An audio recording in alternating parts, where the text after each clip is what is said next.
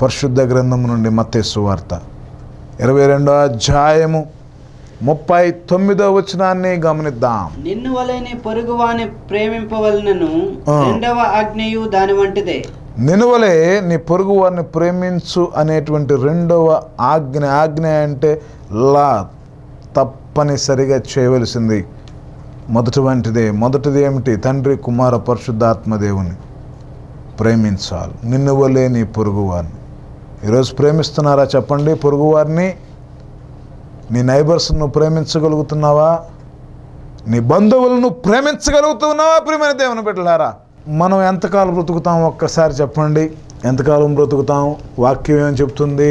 అధిక బలం ఉంటే 80 ఏళ్ళు, అంతే కదా? ఆయుష్కాలం 70 సంవత్సరాలు, అధిక బలం ఉంటే 80 ఏళ్ళు. పోనీ మనందరం కూడా 100 సంవత్సరాలు బ్రతుకుదామని చెప్పని ప్రభు దగ్గర మనము ప్రార్థన చేసుకుందాం.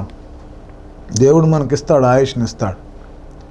ప్రియమైన దేవుని బిడ్డలారా, ఈ 100 సంవత్సరాలు మనం బ్రతికిన తర్వాత మనము తనువు చాలించవలసినటువంటి వారమే, కానీ ఎల్లప్పుడూ బ్రతకడానికి అవకాశం మనకి లేదు.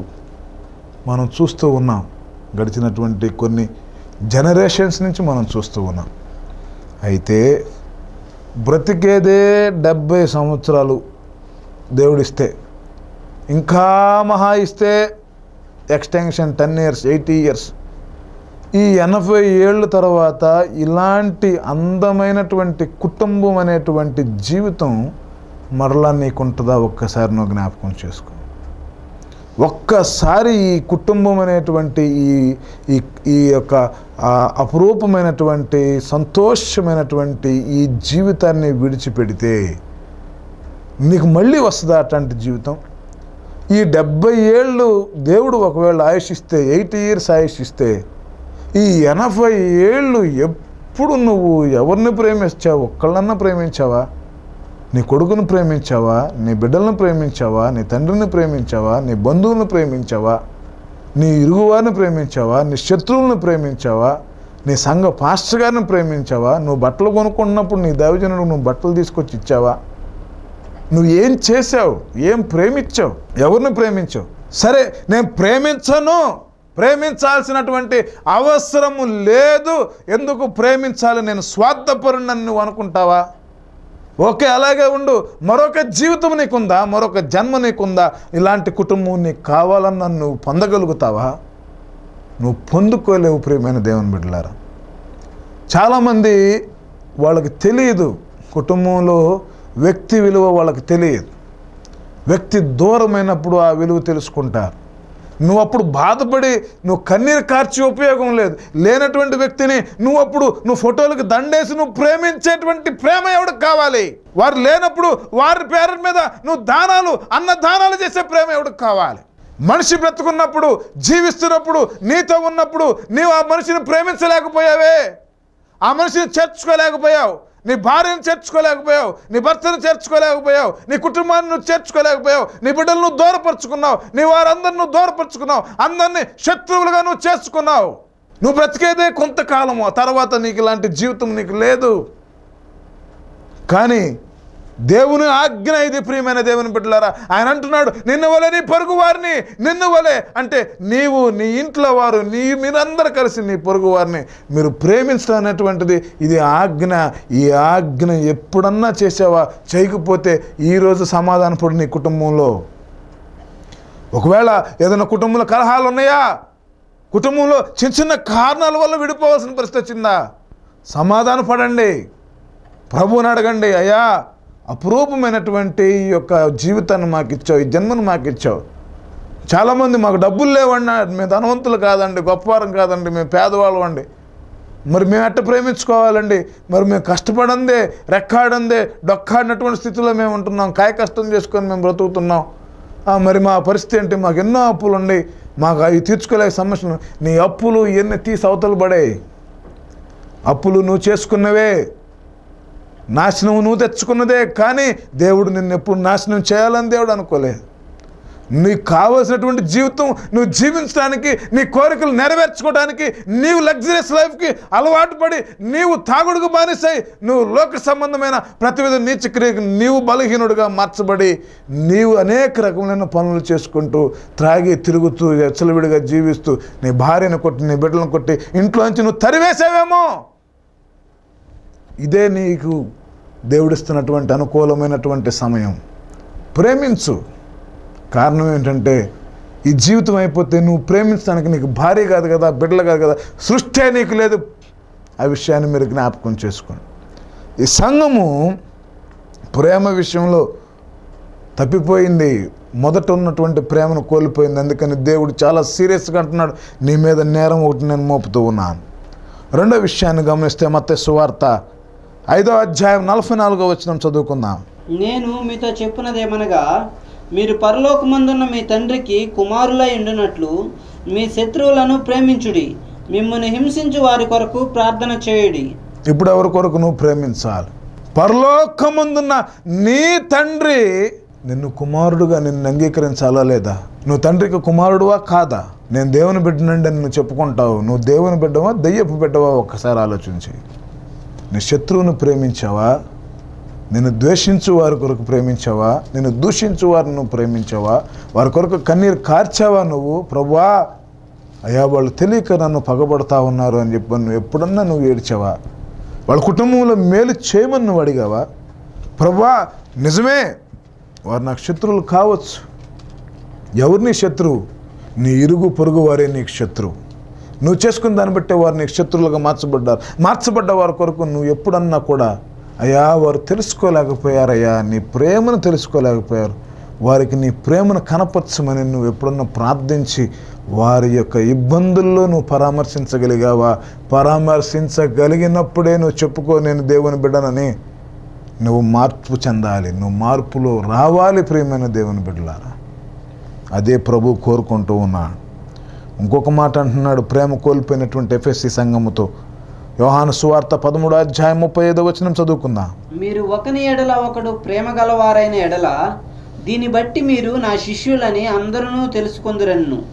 ఒకరి ఎడల ఒకరు ప్రేమ గలవారై ఉంటే, ఒకరి ఎడల ఒకరు దయగలిగి కరుణాహృదయులై క్రీస్తునందు ఒకరినొకరు క్షమించుకుంటూ ప్రేమ కలిగి ఉంటే మీరు నా శిష్యులు, మంచి శిష్యుడు. నువ్వు దేవునికి అవగలుగుతావు నువ్వు ప్రేమించగలిగితేనే. లేదంటే నువ్వు దేవునికి శిష్యుడిగా నువ్వు పిలువబడలేవు, కుమారుడిగా పిలువబడలేవు, దేవుని ఆజ్ఞను నెరవేర్చినటువంటి వాడు కాదు. ఇంకొక మాట అంటున్నాడు యోహాను సువార్త 15:12-14 వరకు చదువుకుందాం. నేను మిమ్మల్ని ప్రేమించిన ప్రకారము మీరు ఒకరినొకడు ప్రేమింపవాలనంటే నా ఆజ్ఞ. తన స్నేహితుల కొరకు తన ప్రాణం పెట్టువానికంటే ఎక్కువైన ప్రేమ గలవాడెవడనూ లేడు. నేను మీకు ఆజ్ఞాపించు వాటిని చేసిన ఎడల మీరు నా స్నేహితులయ్యుందురు. నేను మిమ్మల్ని ప్రేమించిన ప్రకారం మీరు ఇతరులను మీరు ప్రేమించాలి. మీరు స్నేహితుల కొరకు, స్నేహితులకు వెన్నుపోటేయటం కాదు ప్రేమైన దేవుని బిడ్డలారా. ఆపదలో ఉన్న వారిని ఆదుకోగలిగినటువంటి ప్రేమ, క్రీస్తు ప్రేమ, కల్వరి ప్రేమ, నీ కొరకు కాచిన ప్రేమ, నీ కొరకు వధింపబడినటువంటి ఆ ప్రేమ నువ్వు కలిగి ఉండాలి. నువ్వు ఆ ప్రేమ లేనప్పుడు మా యొక్క వీళ్ళంటూ ఉంటారు, నా బెస్ట్ ఫ్రెండ్ అండి. దేనికి బెస్ట్ ఫ్రెండ్? నీకు దేనికి బెస్ట్ ఫ్రెండ్ చెప్పండి? అలాంటి వ్యక్తి శ్రమలో ఉన్నప్పుడు వీడు నా బెస్ట్ ఫ్రెండ్ అని ముందుకు చెప్పి వెళ్ళిపోయిన తర్వాత వీడు బందండి అని చెప్పని మాట్లాడే మాటలు కాదు, ఇది కాదు. దేవుడి దగ్గర కపటపు నాటకాలు వద్దు అని ప్రభు అడుగుతూ ఉన్నాడు, కోరుకుంటున్నాడు ప్రియమైన దేవుని బిడ్డలు. ఎందుకంటే you are the sons of the God. నువ్వు దేవుని యొక్క బిడ్డవి, నువ్వు దేవుని యొక్క ప్రతినిధివి, దేవుని యొక్క కృపను ఈ భూమి మీద దించగలిగినటువంటి శక్తి కలిగినటువంటి వాడివి. నీ ద్వారానే ఆయన రాజ్య స్థాపన చేయాలి ఈ భూమి మీద. పేతురు, నీ పేతురుని బండ మీద నా సంఘము కట్టుదనని దేవుడు చెప్తూ ఉన్నాడు. ఆయన కట్టడానికి కాదు, నిన్ను యూటిలైజ్ చేసుకోవాలి. కారణం ఏంటి? నీవు దేవుని స్వారూప్యంలోనికి రావాలి. మంచి స్నేహితుడిగా దేవుడిని పక్షం నుండి లాగా నువ్వు స్నేహితులను ప్రేమించాలి. ఇంకొకటి అంటూ ఉన్నాడు, ఎఫెసీయులకు రాసిన పత్రిక 5వ అధ్యాయం 2వ వచనం చదువుకుందాం. క్రీస్తు మిమ్మల్ని ప్రేమించి పరిమళ వాసనగా ఉండుటకు మన కొరకు తాను దేవునికి అర్పణముగాను బలిగాను అప్పగించుకొనెను. అలాగుననే మీరును ప్రేమ కలిగి నడుచుకొనిడి. క్రీస్తు అప్పగించబడ్డాడు మన కొరకు. ఎందుకో తెలుసా? మనము సువాసనగా ఉండాలని. ఈరోజు మనం వీఆర్ క్రిస్టియన్స్ అని చెప్పుకుంటున్నాం, యేసు ప్రభు మా దేవుడని మనం చెప్పుకుంటున్నాం, గర్వంగా సంతోషంగా ఉంటున్నాం. కానీ ఈ విధంగా సంతోషంగా ఉండటానికి క్రైస్తవులు అనేటువంటి ఒక సువాసన వెదజల్లటానికి ఎవరు కారకులు అంటే ప్రభు అయిన యేసుక్రీస్తు మన కొరకు ఆయన చనిపోయాడు. ప్రియమైన దేవుని బిడ్డలారా, ఆయన చనిపోయి మనకు ఆ యొక్క ఇది మనకిచ్చినప్పుడు మనము ఆ యొక్క పరిమళ తైలముగా మనం ఉండాలి. క్రీస్తు ప్రేమను కలిగినప్పుడు ఆ పరిమళ సువాసనగా తైలముగా ఇతరులు మనం చూసినప్పుడు, మన మాట చూసినప్పుడు, మన యొక్క జీవితం చూసినప్పుడు, మనం ఇంట్లో కూర్చొని ఉంటాం, ఏం కూరండి ఈరోజు, ఏదోలేమ్మా ఈ టమాటా పప్పు చేశాను అంటది. ఆ టమాటా పప్పు చేసావా, ఏందంటాం, సరే తీసుకురా అని చెప్పాను. నువ్వు నీరసంగా టమాటా పప్పు 2 ముద్దలు కలిపే లోపల పక్కింట్లోంచి నీకు బిర్యానీ స్మెల్ వస్తూ ఉంటుంటే నీ ప్రాణం తెప్పరిల్లిపోతూ ఉంటుంది, మంచి కమ్మటి వాసన వస్తూ ఉందని. మరి నీవు పరిమళ తైలముగా ఉండాలని తను తాను ప్రభు అప్పగించుకున్నాడు. నీవు ఇతరుల విషయంలో నువ్వు చాలా జాగ్రత్తగా ప్రేమించే వ్యక్తిగానే ఉండాలని ప్రభు కోరుకుంటున్నాడు. రెండోది, ఈ యొక్క ఎఫెసీ సంఘంలో ఉన్నటువంటి వీళ్ళు మొదట ప్రేమను కోల్పోయారు కనుక దేవుడు వారితో అన్నాడు. 1 కొరింథీయులకు రాసిన పత్రిక 13వ అధ్యాయం 2వ వచనం చదువుకుందాం. ప్రవచించు కృపావరము కలిగి మర్మములన్నీయు జ్ఞానమంతియు ఎరిగిన వాడనైనను, కొండలను పెకలింపగల పరిపూర్ణ విశ్వాసము గల వాడనైనను, ప్రేమ లేని వాడనైతే నేను వ్యర్థుడను. ఎన్నో గొప్ప వరాలు ఉన్నాయి, ప్రవచించు కృపావరాలు ఉన్నాయి, కానీ ప్రేమ కొండలను సైతం పిండి చేసేటువంటి పెకలించగలిగినటువంటి ప్రార్థనా జీవితం ఉంది. ప్రేమ లేదు. ఎవరి మీద ప్రేమ లేదు? క్రీస్తు మీద ప్రేమ లేదు. ఇంకెవరి మీద ప్రేమ లేదు? నీ ఇరుగువారు పొరుగు వారి మీద ప్రేమ లేదు. చాలామంది చాలా రిజర్వ్డ్గా మెయింటైన్ చేస్తూ ఉంటారు. ఫోన్ కొనుక్కుంటారు. దేనికి కొనుక్కుంటారు? ఫోన్లు వస్తే మాట్లాడదామని, ఫోన్లు చేయాలని కొనుక్కుంటారు. అదే కొనుక్కున్న ఫోన్కి ఎవరన్నా ఫోన్ చేశారనుకోండి, ఇక ఈయన రిజర్వ్డ్నెస్ చూడాలి. ఫోన్ నంబర్ వస్తానే ఉంటుంది కానీ ఫోన్ ఎత్తడు. అక్కడే ఉంటాడు, ఖాళీగానే ఉంటాడు, ఫోన్ ఎత్తడు. ఏంటంటే నేను బిజీ పనిలో ఉన్నాను సార్, ఎత్తలేకపోయాను సార్ అని చెప్పని ఏం చేస్తూ ఉంటాడండి? అబద్ధపు మాటలు దాటి వేస్తూ ఉంటాడు.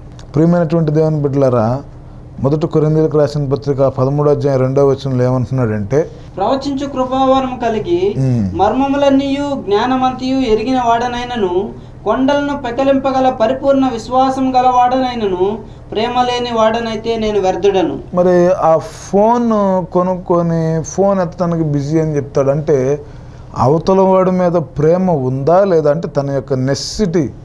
ముందైతే ఫోన్ లేనప్పుడు నా ఫోన్ కావాలి, ఫోన్లు వస్తే అని ఫోన్ కొన్నాడు. కొన్న తర్వాత ఏం ఫోన్లు ఎత్తడు. చూడండి, అలాంటి వైఖరిని మీరు జ్ఞాపకం చేసుకోండి. కొండలు పెకలింపగలిగినటువంటి శక్తి నీకున్నా, నువ్వు ఎంత ఇది నీకు జ్ఞానంగా నువ్వు ఉండాలని నువ్వు అనుకున్నా, నువ్వు ప్రేమ లేనివాడు అయితే, ప్రేమ లేకపోతే నువ్వు వ్యర్థుడవు. You are waste. నువ్వు దేనికి పనికిరావు, వ్యర్థ పదార్థము లాంటి వాడవు.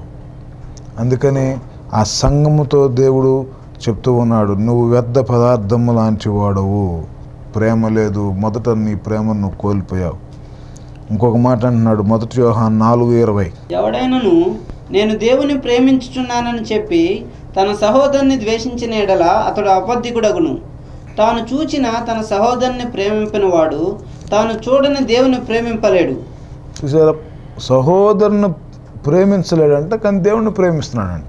కంటి ముందున్నటువంటి సహోదరుని ప్రేమించలేడు, కనపడినటువంటి దేవుడిని ప్రేమిస్తున్నానని చెప్పుకొంచు ఉన్నాడు.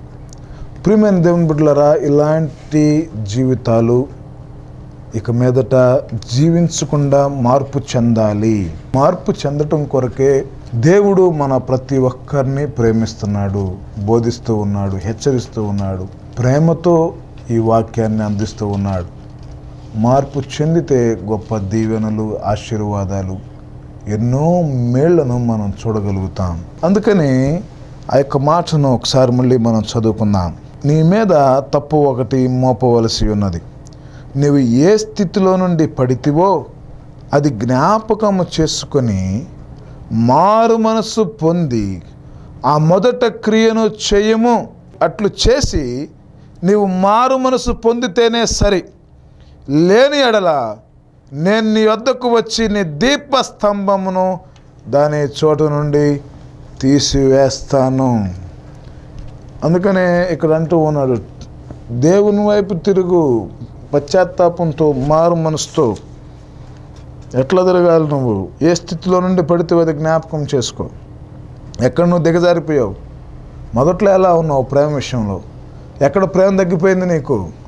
ఎక్కడ నువ్వు దిగజారిపోయావు ప్రేమ విషయంలో? ఎక్కడ దిగజారిపోయావు సువార్త విషయంలో? ఎక్కడ దిగజారిపోయావు యేసు ప్రభు విషయంలో? ఎక్కడ దిగజారిపోయావు ఆయన ఆజ్ఞలు అతిక్రమించే విషయంలో, ఆజ్ఞలు పాటించకుండా త్రోసివేసే విషయంలో నువ్వు ఎక్కడ దిగజారిపోయావు? ఒక్కసారి నువ్వు జ్ఞాపకం చేసుకో. తిరుగు, దేవుని వైపు తిరుగు. దేవుని వైపు తిరగమని దేవుడు మనతో మాట్లాడుతూ ఉన్నాడు. అందుకని అంటున్నాడు హోషేయ గ్రంథము 13వ అధ్యాయము 5-6 వచనాలు చదువుకుందాం. మహా ఎండకు కాలిన అరణ్యములో నిన్ను స్నేహించిన వాడును నేనే. తరువాత వారికి మేత దొరకగా వారు తిని తృప్తి పొందిరి. తృప్తి పొంది గర్వించి నన్ను మరచిరి. మహా ఎండకు కాలిన అరణ్యములో నిన్ను స్నేహించిన వాడును నేనే. మొదటి ప్రేమ కోల్పోయావు.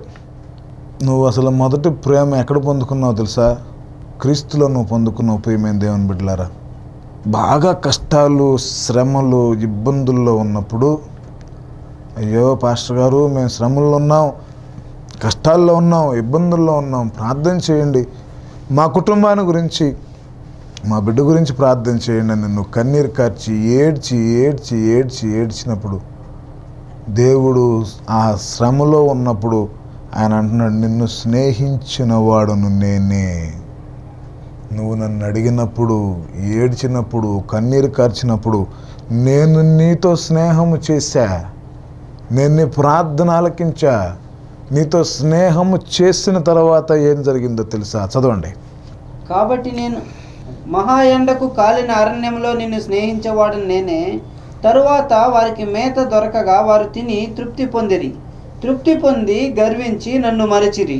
కష్టాల్లో ఉన్నప్పుడు, శ్రమలో ఉన్నప్పుడు దేవుడు స్నేహిస్తే వాళ్ళకి ఏం దొరికిందంటండి? తినటానికి అంత మేత దొరికింది, కడుపు నింపుకోవడానికి ఆహారము దొరికింది. ఆహారము తిన్నారు, సంవత్సరాలు సంవత్సరాలు ఆహారము తిన్నారు, తృప్తి చెందారు. ఇంకేం పర్వాలేదు, మనము చక్కగా సెటిల్ అయిపోయాం, ఏం పర్వాలేదు, కడుపులు నిండిపోయినాయి మనకి. ఒకప్పుడైతే తినడానికి అన్నం లేదు, ఒకప్పుడైతే ఎవరు అన్నం పెడతారా అని ఎదురు చూసేటువంటి స్థితిలో ఉన్నాం.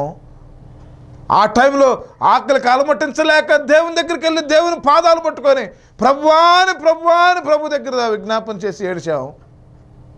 ఆ టైంలో దేవుడు మమ్మల్ని స్నేహిస్తే మాకు ఆహారం దొరికింది, అన్నం దొరికింది, వస్త్రాలు దొరికినాయి, సంతోషమైన జీవితం దొరికింది, తిన్నాం, తృప్తి చెందాం. తర్వాత ఏం చేశాం?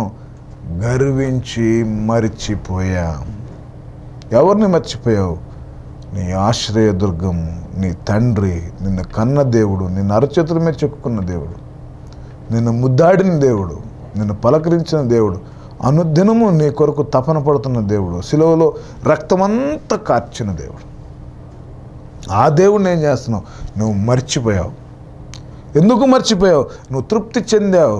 ఒకప్పుడైతే నీకు ఆకలితో ఉన్నావు, అడిగావు ఆ ప్రభుని, ఆకలి తీర్చినప్పుడు తృప్తి చెందావు, ఇంకేం పర్వాలేదు అనుకున్నావు, మర్చిపోయావు. ఆ దేవుడు అంటూ ఉన్నాడు, ఏ స్థితిలో నువ్వు పడితివో నువ్వు జ్ఞాపకము చేసుకో.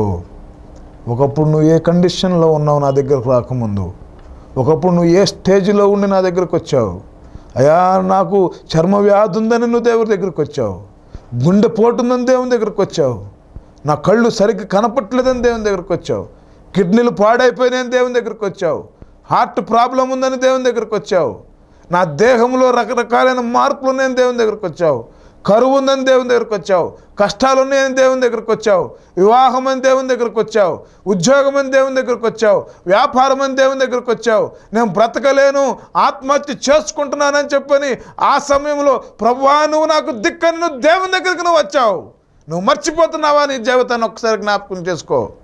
నువ్వు ఎక్కడి నుంచి ఎక్కడికి వచ్చావు, నువ్వు ఏ స్థితిలో నుండి తండ్రి దగ్గరకు వచ్చావు, ఏ స్థితిలో ఉన్నటువంటి నువ్వు తండ్రి నిన్ను స్నేహించాడు ఒక్కసారి జ్ఞాపకం చేసుకో. ఆ నిన్ను స్నేహించినప్పుడు నువ్వు ఎలాంటి స్థితిలో ఉన్నావు, అప్పుడు నీకు ఆహారము దొరికింది, అన్నము దొరికింది, దేవుడు గొప్పవాడన్నావు, దేవునికి వందనాలని చెప్పావు, దేవునికి జయజయలు కొట్టావు. ఈరోజు నీ ప్రేమ ఏమైపోయింది ఒక్కసారి జ్ఞాపకం చేసుకో. మర్చిపోయారని చెప్పని దేవుడు సెలవిస్తూ ఉన్నాడు. అందుకనే దేవుడు ఏమంటున్నాడు తెలుసా, మారు మనస్సు పొందితే. చూడండి ఆ మాటను చదువుకుందాం. ప్రకటన గ్రంథం 2వ అధ్యాయం 5వ వచనం. నీవు ఏ స్థితి నుండి పడితివో అది జ్ఞాపకము చేసుకొని మారు మనసు పొంది ఆ మొదటి క్రియలను చేయము. మారిపో, నువ్వు మారిపోవాలి. ఎందుకంటే ఒకప్పుడు నీ స్టేజ్ నువ్వు జ్ఞాపకం చేసుకో. నేను నిన్ను స్నేహించినప్పుడు నువ్వు ఎలా ఉన్నావో జ్ఞాపకం చేసుకో. నేను నిన్ను ప్రేమించినప్పుడు నీ రూపం ఎలా మార్చబడిందో జ్ఞాపకం చేసుకో. నేను నిన్ను ప్రేమించినప్పుడు నీ జీవితం ఎలా మార్చబడిందో జ్ఞాపకం చేసుకో. నువ్వు దేహి అనేటువంటి నువ్వు ఇచ్చే స్థితికి నువ్వు ఎలా మార్చబడ్డావో జ్ఞాపకం చేసుకో. యేసు ప్రభు వలన నా జీవితం మార్చబడిందని నువ్వెంత సాక్షిగా నువ్వు సాక్ష్యం చెప్పావో జ్ఞాపకం చేసుకో. అయితే నువ్వు తిన్నావు, తృప్తి చెందావు, నన్ను మర్చిపోయావు. కాబట్టి దేవుడు అంటున్నాడు, మారు మనసు పొంది ఆ మొదటి క్రియలను చేయము. అట్లా చేసి నీవు మారు మనసు పొందితేనే సరి, లేని ఎడల నేను నీ వద్దకు వచ్చి నీ దీపస్తంభమును దాని చోట నుండి తీసివేతును. మారు మనసు పొందితేనే సరి, లేకపోతే మారు మనసు పొందుతావా? ఓకే, నీ మొదటి ప్రేమ ఎక్కడ నువ్వు దిగజారిపోయి సరి చేసుకొని నువ్వు దేవుని దగ్గరికి వస్తావా? రా. లేకపోతే దేవుడు అంటూ ఉన్నాడు. హోషేయ గ్రంథము 13వ అధ్యాయము 7వ వచనం చదువుకుందాం. కాబట్టి నేను వారికి సింహము వంటి వాడనైతిని, చిరుతపులి మార్గమున పొంచి ఉన్నట్లు నేను వారిని పట్టుకొన పొంచి ఎందును. నువ్వు మారు మనసు పొందకపోతే నేను సింహము వంటి వాడనవుతాను. చిరతపులి మార్గములో పొంచి ఉన్నట్లు నీ ప్రతి మార్గములో, ప్రతి వ్యాపారములో, వ్యవసాయములో, ఉద్యోగములో, చదువులలో, నీకు ప్రతి విషయములలో, వ్యాధి విషయములలో, బాధల విషయంలో నేను చిరతపులి వంటి వాడనై నేను నిలబడతావు. నువ్వు ఎలా నన్ను ఎస్కేప్ చేసుకోగలవు? బాగుపడగలవా? దేవునికి విరుద్ధమైన ఏ ఆయుధము వర్ధిల్లదనేటువంటి విషయాన్ని జ్ఞాపకం చేసుకొని ప్రియమైన దేవుని బిడ్డలారా, దేవునికి విరుద్ధమైన ఏ ఆయుధము వర్ధిల్లదు. నువ్వు స్థితిని తెలుసుకొని లోబడి రిపెంటెన్స్తో దేవుని దగ్గరికి రా. లేకపోతే నీ దీపస్తంభమును నీ యొద్ద నుండి తీసివేస్తారు. ఏమిటి దీపస్తంభము? యెర్మీయా గ్రంథము 13వ అధ్యాయం 16వ వచనం చదువుకుందాం. ఆయన చీకటి కమ్ము చేయక మునిపే మీ కాళ్ళు చీకటి కొండలకు తగులకు మునిపే వెలుగు కొరకు మీరు కనిపెట్టుచుండగా ఆయన దాని గాఢాంధకారముగా చేయక మునిపే మీ దేవుడైన యెహోవా మహిమ గలవాడని ఆయనను కొనియాడుడి. మీ దేవుడైన యెహోవా మహిమ మహిమ మహిమ కలిగిన దేవుడని ఆయనను కొనియాడండి. మీ చీకటి కలగ చేయకముందే, మీ జీవితాలు చీకటిగా మార్చకముందే, మీ బ్రతుకులు పాడవకముందే. అయ్యా ఒకప్పుడు మాకేమీ లేదు ప్రభువా, అదే చీకట్లో మేము బ్రతుకుతూ ఉన్నాం. చీకటి మా జీవితంలో ఆహారం లేనటువంటి నిస్సహాయ స్థితిలో మేము బ్రతుకుతున్నాం. అయ్యా ఏ చీకట్లో నుండి నిన్ను ప్రేమించాడో, నిన్ను ప్రేమించి గొప్పవాడిని చేశాడో, గొప్పవాడిని చేసి ఆస్తికత్వం చేశాడో, ఆస్తికత్వం చేసి నిన్ను గొప్ప స్థితిలో ఉంచాడో, ఉద్యోగవంతుడుగాను ఆరోగ్యవంతుడిగా చేశాడో అదే దేవుడు అంటూ ఉన్నాడు. నీవు గనక మార్పు చెందకపోతే మళ్ళీ నువ్వు వెళ్ళిపోతావు. నీ జీవితం అంధకారంగా మార్చబడుతుంది.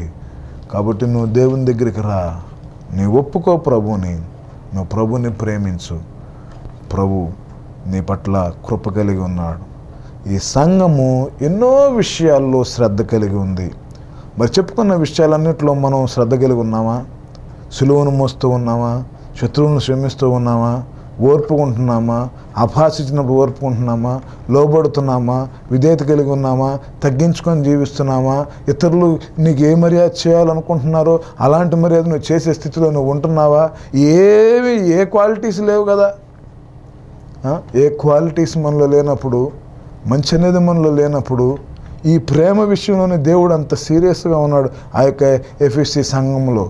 అలాంటిది మరి పైన మరి నీతి విషయంలో, నిజాయితీ విషయంలో, కష్టం విషయంలో, సహనం విషయంలో, అలయలేకుండా మేలు చేసే విషయంలో, వీటన్నిటి విషయంలో మనం పర్ఫెక్ట్గా ఉన్నామా ఒక్కసారి పరిశీలన చేయండి. మరి ఒక్క ప్రేమ విషయమే ఇంత సీరియస్గా దేవుడు ఉన్నప్పుడు మరి మిగతాదంతా మనం చేస్తున్నామా? దుష్టాలోచన చొప్పున నడవకుండా ఉంటున్నావా? టీవీ పెట్టకుండా ఉంటున్నావా? అసలు నువ్వు టీవీలో సినిమా చూడకుండా ఉండగలుగుతున్నావా? టీవీలో నాటికలు చూడకుండా ఉండగలుగుతున్నావా? పళ్ళికిలిచ్చి అపహాసంగా నౌకోలేక ఉండగలుగుతున్నావా? ఆ నాటికల గురించే కబుర్లు చెప్పుకుంటా, ఆ నాటికల గురించే వాళ్ళకి వీళ్ళకి అందరికి తెలియజేసుకుంటా, ఫోన్లు చేసి మరి ఇదిగో ఫలాంది వచ్చింది, ఫలాంది జరిగిందని చెప్పుకొని నువ్వు ఆనందిస్తున్నావే. ఇలాంటి జీవితము ఈ ఎఫ్ఎస్సి సంఘం ఎప్పుడు జీవించలేదు. కానీ ప్రేమ కోల్పోయినా కూడా దేవుడు క్షమించట్లేదు.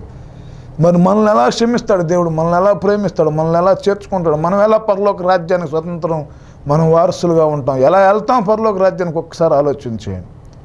దేవుని రాజ్యము అంటే అది ఇరుకైనటువంటి మార్గము, అనేకులు ప్రవేశింపజూతురు కానీ ఎవరు కూడా చాలా కష్టము అని దేవుని యొక్క వాక్యం సెలవిస్తుంది. కానీ నువ్వు ప్రవేశించాలనుకున్నప్పుడు సిలువను మోసుకొని ప్రభు వైపు చూసి వెంబడించాలి. ఇరుకులో అప్పుడు నీకు విశాలత దేవుడు కలుగజేస్తాడు. అందుకని ఈ వచనం చదువుకుందాం. ప్రకటన 2వ అధ్యాయం 6వ వచనం చదువుకుందాం. అయితే ఈ ఒక్కటి నీలో ఉన్నది ఏమున్నదంట? ఒకటి ఉందంట వీళ్ళల్లో, నికోలాయుతుల క్రియలు నీవు ద్వేషించుచున్నావు, నేను కూడా వీటిని ద్వేషించున్నాను. అయితే ఈ నికోలాయుతుల యొక్క క్రియల గురించి స్పష్టంగా బైబిల్ ఎక్కడ మెన్షన్ చేయలేదు. కానీ ఒక మాట వీళ్ళ గురించి ఏమని చెప్పాడంటే, వీళ్ళు ఈ పరిశుద్ధ స్థలమైనటువంటి ఆ యొక్క మందిరములో ఈ బలిపీఠము అనేటువంటి దగ్గర చేరి దేవుడికి మహిమయకుండా వీరు మహిమ పొందారు. వీరే దేవుళ్ళలాగా, వీరే పెత్తందారులాగా, వీళ్ళే ఇక దేవునికి హానర్ లేదు, వీళ్ళే హానర్, వీళ్ళే ఘనత పొందడం అనేటువంటిది వీళ్ళు చేస్తున్నటువంటి క్రియలు. అయితే దీనికి ఉదాహరణగా కొన్ని విషయాలు నేను మీకు చూపిస్తాను. పరిశుద్ధ గ్రంథంలో మీకా గ్రంథము 6వ అధ్యాయం 12వ వచనం చదువుకుందాం. వారిలోని ఐశ్వర్యవంతులు ఎడతెగక బలత్కారము చేయుదురు, పట్టణస్థులు అబద్ధమాడుదురు, వారి నోటిలోని నాలుక కపటముగా మాట్లాడును.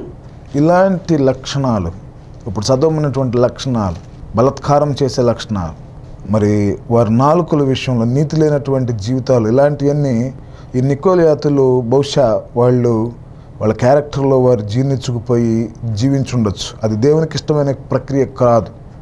అందుకని ఇంకో మాట అన్నాడు. ఇర్మియా గ్రంథం 8వ అధ్యాయం 6వ వచనం చదువుకుందాం. నేను చెవి ఎగ్గి వారి మాటలు వినియున్నాను, పనికి మాలిన మాటలు వారు ఆడుకునుచున్నారు. నేనేమి చేసినని చెప్పి తన చెడుతనను గూర్చి పశ్చాత్తాపపడు వాడొకడనూ లేకపోయెను. యుద్ధమునకు చొరబడు గుర్రం వలె ప్రతి వాడును తనకిష్టమైన మార్గమునకు తిరుగుచున్నారు.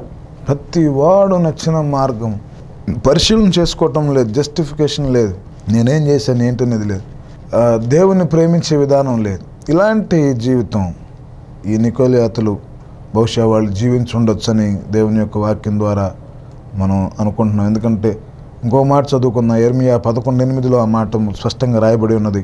అయినను వారు తమ దుష్ట హృదయములలో పుట్టు మూర్ఖత చొప్పున నడుచుచు వినకపోయేది, చెవి ఎగ్గిన వారు కాకపోయేది. వారు అనుసరింపవలనని నేను వారికి ఆజ్ఞాపించిన ఈ నిబంధన మాటలన్నిటిని అనుసరించి నడవలేదు గనుక నేను ఆ నిబంధనలోని వాటినన్నిటినీ వారి మీదకి రప్పించుచున్నాను. వారు నిబంధన ప్రకారం నడుచుకొనలేదు. కాబట్టి ఇట్లాంటి క్రియలు కలిగినటువంటి నికోలాయుతుల యొక్క బోధను ఈ యొక్క సంఘము, ఎఫెస్లో ఉన్నటువంటి సంఘము ద్వేషిస్తూ ఉన్నది. దేవుడు కూడా ద్వేషిస్తూ ఉన్నాడు. అందుకని అంటూ ఉన్నాడు, చెవి కలిగిన వాడు ఆత్మ సంఘములతో చెప్పుతున్న మాట వినుగాక. జయించు వానికి దేవుని పరదైసులో ఉన్న జీవవృక్ష ఫలములు భుజింపనెత్తును. జయించువారు ఏ విషయంలో జయించాలి? ఇక్కడ పై మాట చదువుకుంటే చెవి కలిగిన వాడు, ఇప్పుడు మీ చెవులు ఉండయా? వినపడుతుంది కదా, విన్నారు కదా. చెవి కలిగితే ఆత్మ, ఏ ఆత్మ? దేవుని ఆత్మ. ఎవరికి చెప్తుంది?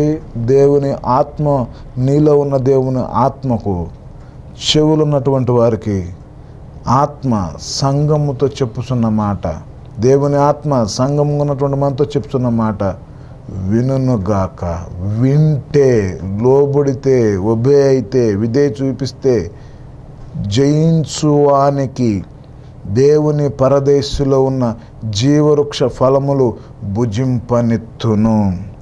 జయించటం ఎఫెసీయులకు రాసిన పత్రిక 6వ అధ్యాయం 12-17 వచనాలు. ఏలయనగా మనం పోరాడునది శరీరులతో కాదు, కానీ ప్రధానులతోనూ అధికారులతోనూ ప్రస్తుత అంధకార సంబంధులకు లోకనాథులతోనూ ఆకాశ మండలం నందున్న దురాత్మల సమూహములతోనూ పోరాడుచున్నాము. అందుచేతను మీరు ఆపద్దినమందు వారిని ఎదిరించుటకును సమస్తమును నెరవేర్చిన వారై నిలువబడుటకును శక్తిమంతులగునట్లు దేవుడిచ్చు సర్వాంగ కవచమును ధరించుకొనిడి. ఎలాగనగా మీ నడుమునకు సత్యమును దట్టి కట్టుకొని నీతి అని మైమరుపు తొడుక్కొని పాదములకు సమాధాన స్వార్థ వలనైన సిద్ధ మనస్సును జోడు తొడుక్కొని నిలువబడి ఇవన్నీగాక విశ్వాసమును డాలు పట్టుకొనిడి. దానితో మీరు దుష్టుని అగ్ని బాణములన్నిటినీ ఆర్పుటకు శక్తిమంతులగుదురు. మరియు రక్షణ అనే శిరస్త్రానమును దేవుని వాక్యమును ఆత్మ ఖడ్గమును ధరించుకొనుడి. ఏం చేయాలంట? ఏలయనగా మనము పోరాడుతున్నది శరీరాలతో కాదు. శరీరనగా కింద మూల భాషలో రక్త మాంసములతో అనేటువంటి మనుషులతో కాదు, కానీ మనము ఎవరితో పోరాడుతున్నామంట? ప్రధానులతోనూ అధికారులతోనూ ప్రస్తుత అంధకార సంబంధులకు లోకనాథులతో ఆకాశ మండలమందున్న దురాత్మ సమూహములతో పోరాడుతున్నాం. జయించువానికి, జయించటం ఎవరిని ఇప్పుడు జయించాలి? జయించడం అంటే ఇప్పుడు నువ్వు కత్తి పట్టుకొని పరిగెత్తడం కాదు, రోడ్డు మీదకి వెళ్ళి ప్రతి ఒక్కరిని నరకటం, చంపటం ఇది కాదు. నోటి మాటల ద్వారా చంపటం కాదు. జయించువానికి ఏం జయించాలి? దురాత్మ సమూహాన్ని నువ్వు జయించాలి. తర్వాత ఎందుకు వారితో నువ్వు పోరాడుతున్నావు? అందుచేత మీరు ఆపద్దినమందు వారిని ఎదిరించుటకు, ఎవరిని? దురాత్మ శక్తులను ఎదిరించుటకును సమస్తము నెరవేర్చిన వారై నిలువబడుటకును శక్తిమంతులగునట్లు దేవుడిచ్చు సర్వాంగ కవచమును ధరించుకున్నది. సర్వాంగ కవచం అంటే టాప్ టు బాటమ్ వరకు ఒక కవచం, ప్రొటెక్షన్ ధరించుకొనడి. ఏలాగనగా మీ నడుముకు సత్యమును దట్టి కట్టుకొని నీతి అనే మైమరుపు తొడుగు. నడుమునకు సత్యం అనే దట్టి కట్టుకోవాలి, నీతి అనే మైమరుపు మనం తొడుక్కొని ఉండాలి. పాదములకు సమాధానము సువార్త వలన సిద్ధ మనసు జోళ్లను తొడుక్కొని నిలవబడాలి. ఇవన్నీ గాక విశ్వాసమును డాలు పట్టుకోవాలి. దీనితో మీరు దుష్టిని అగ్నిబాణములన్నిటినీ ఆర్పుటకు శక్తిమంతులగుదురు. మరియు రక్షణను శిరస్త్రామును దేవుని వాక్య ఆత్మ ఖడ్గము ధరించుకొనుడి. ఇవన్నీ కూడా మీరు ధరించుకొని మీరు జయిస్తే దేవుని పరదైసి యోహాను సువార్త 14:2-3 చదువుకుందాం. నా తండ్రి ఇంట అనేక నివాసములు కలువు, లేని ఎడ్ల మీతో చెప్పుదును. మీకు స్థలము సిద్ధపరచ వెళ్ళుచున్నాను. నేను వెళ్ళి మీకు స్థలము సిద్ధపరిచిన ఎడ్ల నేనుండు స్థలంలో మీరును ఉండులాగున మరలా వచ్చి నా యొద్ద నుండుటకు మిమ్మల్ని తీసుకొని పోవుదును. దేవుని రాజ్యంలో దేవునితో కూడా మీరు ఉండలాగన, జయించిన వారికి ఆయనతో కూడా ఉండలాగన ఏం చేస్తారంట? జీవవృక్ష ఫలము భుజింపనెత్తును. జీవవృక్ష ఫలము తినాలంటే ఎక్కడుంది అది? ఆదికాండం 2వ అధ్యాయం 9వ వచనం ఒకసారి చదువుకుందాం. మరియు దేవుడైన యెహోవా చూపునకు రమ్యమైనదియు ఆహారంనకు మంచినిదైన ప్రతి వృక్షమును ఆ తోట మధ్యను జీవవృక్షమును మంచి చెడ్డల తెలివినిచ్చు వృక్షమును నేల నుండి మొలిమిచ్చును.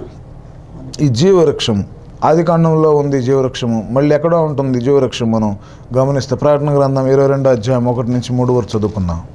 మరియు స్ఫటికము వలె మెరిగినట్టి జీవజలముల నది దేవుని యొక్కయు గొర్రెపిల్ల యొక్కయు సింహాసనము నొద్ద నుండి ఆ పట్టణపు రాజవీధి మధ్యను ప్రవహించుట ఆ దూత నాకు చూపెను. ఆ నది యొక్క ఈవలను ఆవలను జీవవృక్షముండెను. అది నెలకు ఫలించుచు 12 కాపులు కాయను. ఆ వృక్షము యొక్క ఆకులు జనములను స్వస్థపరచుటై వినియోగించును. ఈ జీవవృక్షములు అనే ఫలాల్ని భుజించడానికి దేవుడు అనుమతిస్తాడు. ప్రియమైనటువంటి వారులారా, ఈ జీవవృక్షముల గురించి ఇప్పుడు లోతుగా నేను వివరించట్లేదు, ఎందుకంటే మరి ముందున్నటువంటి సమయంలో ఇంకా నేను విఫలీకరణగా మీకు పూర్తిగా అర్థమయ్యే విధంగా నేను జీవవృక్ష ఫలాల గురించి, మంచి చెడు చెట్లు ఎందుకు పెట్టాడు, ఇది ఎందుకు పెట్టాడు అనే విషయాన్ని నేను ఒక అంశంలో నేను మీతో మాట్లాడతాను, పంచుకుంటాను. అయితే ఈ ఎఫెసీ సంఘమునకు దేవుడు స్వయంగా బయలుపరిచిన మాటలు ఇప్పుడు వరకు మనం విన్నాం. మరి విన్నటువంటి ఈ మాటలన్నీ మీరు హృదయం అనే పలక మీద రాసుకొని దాని ప్రకారం మీరు నడుచుకోవాలని క్రీస్తు పేరట మీ అందరిని నేను కోరుతూ ఉన్నాను. మీ అందరినీ దేవుడు బహుగా దీవించి ఆశీర్వదించాలనుకుంటున్నాను. తలలు ఉంచుదాం, ప్రార్థన చేసుకుందాం. ప్రభువా మీకు స్తోత్రము తండ్రి, పరిశుద్ధుడా మీకు స్తోత్రము నాయన. బిడ్డలను మీరు జ్ఞాపకం చేసుకోనండి, వారి జీవితంలో గొప్ప మార్పును మీరు తీసుకురండి. ఈ వాక్యము ద్వారా నాయన వారు జీవితాలు మార్చబడి వారి కుటుంబాల్లో సమాధానం, ఐక్యత, ప్రేమ, అనురాగాలు మీరు దయచేసి టీవీ కార్యక్రమాన్ని వీక్షిస్తున్న నెల్లూరు జిల్లా ప్రజల మొత్తాన్ని నీ కృపగల హస్తములతో మీరు దీవించండి. నజరేయుడైన యేసు ఘనమైన నామమున అడుగుచున్నాను తండ్రి, ఆమేన్.